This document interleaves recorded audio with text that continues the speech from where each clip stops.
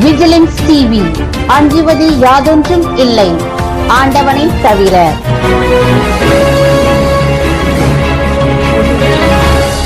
வணக்கம். விஜிலன்ஸ் டிவிக்காக செய்திகளை வாசிப்பவர் விஜிலன்ஸ் டாக்டர் ப. தமிழ் பாரதி ஆனந்தன்.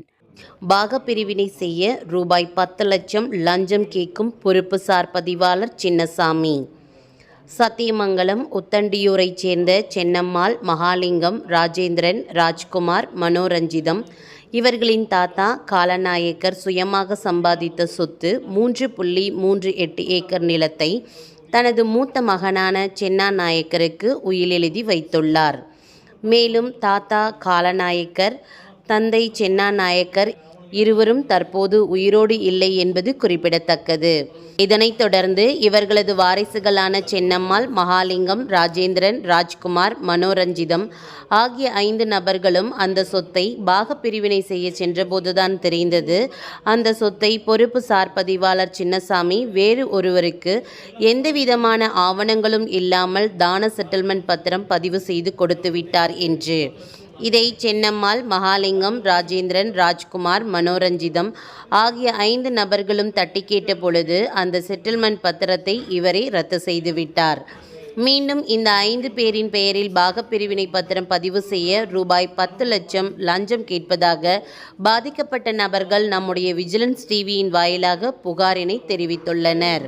பொறுப்பு சார் பதிவாளர் சின்னசாமி மீது ஏற்கனவே பல புகார்கள் பதிவாகி இருக்கிறது என்பது குறிப்பிடத்தக்கது. சென்னம்மாள், மகாலிங்கம், ராஜேந்திரன், ராஜ்குமார், மனோரஞ்சிதம் ஆகியோர்கள் பொறுப்பு சார் பதிவாளர் சின்னசாமி மீது தெரிவிக்கும் புகாருக்கு சம்பந்தப்பட்ட பத்திரப்பதிவுத்துறை அமைச்சர், பத்திரப்பதிவுத்துறை தலைவர் தினேஷ் பொன்ராஜ் ஆலிவர் IAS, ஈரோடு மாவட்ட ஆட்சியர், பத்திரப்பதிவுத்துறை IG ஆகியோர்கள் இது தொடர்பாக உடனடியாக விசாரணை நடத்தி தகுந்த நடவடிக்கை எடுக்க வேண்டும் என்று விஜிலன்ஸ் டிவியின் வாயிலாக பாதிக்கப்பட்டவர்கள் கோரிக்கையாக வைத்துள்ளனர். இது குறித்து பாதிக்கப்பட்டவர்கள் நம்மிடம் தெரிவித்த பேட்டி இதோ நம் விஜிலன்ஸ் வாசகர்களின் பார்வைக்காக. உங்களுடைய பிரச்சனைகள் என்ன சொல்லுங்க. நாங்கள் ஈரோடு மாவட்டத்தில் சார், சத்தியமங்கலம் மாவட்டங்க, உத்தண்டியூர் கிராமத்தில் வந்து வசிச்சு வராங்க. எங்கள் ஃபேமிலியில் வந்து பார்த்தீங்கன்னா 5 நபர்கள் இருக்கிறாங்க. நானும், எங்கள் அண்ணா, எங்கள் அக்கா, எங்கள் தங்கச்சி, எங்கள் தம்பி, எங்கள் அக்கா, எங்கள் அம்மா, 5 பேர் வசிச்சு வராங்க. எங்கள் தாத்தா வந்து பார்த்தீங்கன்னா காலநாயக்கர் வந்து பார்த்தீங்கன்னா எங்கள் அப்பாவுக்கு வந்து உயில் எழுதி வச்சுருந்தாங்க சொத்து எல்லாத்தையும். அந்த உயில் படி நாங்கள் டெத்து வாரிசில் எடுத்து எங்களுக்கு நாங்கள் பட்டாமறுதல் பண்ணோம். பட்டாமறுதல் பண்ணும் கடைசியில் எங்களுக்கு சேர வேண்டிய சொத்து வந்து சார் பதிவாளர்கிட்ட போய் நாங்கள் இந்த ஆவணத்தெல்லாம் வச்சு நாங்கள் பத்திரம் பண்ணலாம் அப்படின்னு சொல்லிட்டு பதிவு பண்ணுறதுக்காக நாங்கள் போனோம். ஆனால் இந்த சொத்து வந்து பார்த்தீங்கன்னா சம்மந்தமே இல்லாத நபருக்கு வந்து இந்த சொத்து வந்து பதிவு பண்ணி தந்துட்டாரு, பத்திரம் பண்ணி தந்துட்டாரு. நாங்கள் போய் கேட்டதுக்கு வந்து உங்களுக்கு வந்து அந்த சொத்துக்கு உங்களுக்கு அதுக்கு சம்மந்தம் இல்லை, நீங்கள் உயிருக்கு செல்லாது, அதனால் வந்து பார்த்தீங்கன்னா அவங்க பண்ணித்தர மாட்டேன் அப்படின்னு சொல்லிட்டு எங்களை திப்பி வெளியே அனுப்பிச்சுட்டாரு. என்ன ரீசன் சொல்லி கேட்டிங்கன்னா, அவர் வந்து 10 லட்ச ரூபா லஞ்சம் வாங்கிட்டு சம்மந்தமில்லாத நபருக்கு வந்து பார்த்தீங்கன்னா பத்திரத்தை வந்து பதிவு பண்ணி தந்துருந்தாங்க. நாங்கள் போய் அது கேட்டதுக்கு உங்களுக்கு பண்ணித்தர முடியும்னு சொல்லிட்டு தகாத வார்த்தை பேசி எங்களை வெளியே அனுப்பிச்சுட்டாரு. அப்புறம் மறுபடியும் வந்து ஒரு டிரைவர் வந்து பார்த்தீங்கன்னா இந்த மாதிரி வந்து நீங்கள் 10 லட்சம் அந்த பார்ட்டி வந்து தந்துருக்கிறாங்க, நீங்கள் 10 லட்ச ரூபா தந்தால் மட்டும்தான் உங்களுக்கு வந்து பத்திரத்தை வந்து பதிவு பண்ணி தருவா அப்படின்னு சொல்லிட்டு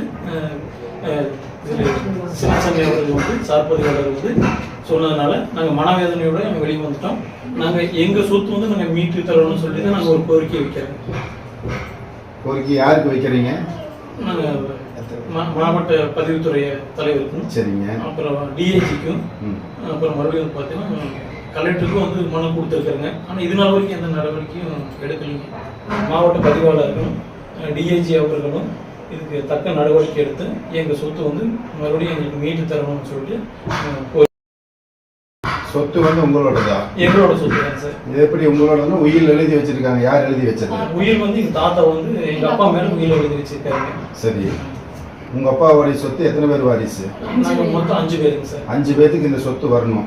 இப்போ நீங்க வந்து ரிஜிஸ்டர் ஆபீஸுக்கு போய் கேட்கும்போது அது பண்ணி தர முடியாதுன்னு சொல்றாங்க. பண்ணி தர முடியும்னு சொல்லி பண்ணி தரணும்னா அதுக்கு அவங்க என்ன கேட்டாங்க? அவங்க வந்து லஞ்சம் கேட்கறாங்க சார். லஞ்சம் எவ்வளவு கேட்கறாங்க? 10 லட்சம் ரூபாய் கேட்கறாங்க சார். 10 லட்சம் ரூபாய் கொடுத்தா உங்க இடத்த வந்து உங்க பேர்ல பண்ணி தரங்கறாங்க. உங்க இடத்த உங்க பேர்ல பண்றதுக்கே 10 லட்சம் ரூபாய் லஞ்சம் கேட்கறாங்க. இதை நீங்க எங்க வேணாலும் வந்து சொல்லுவீங்களா? நீங்க கூப்பிட்டாலும் நாங்க கோர்ட்ல விண்ணப்பம் ஏதாவது இது சம்பந்தமா கொடுத்துருக்கீங்க? அனுப்பிச்சுட்டு சார். அனுப்பிச்சுட்டு பதில் வந்திருக்கா உங்களுக்கு?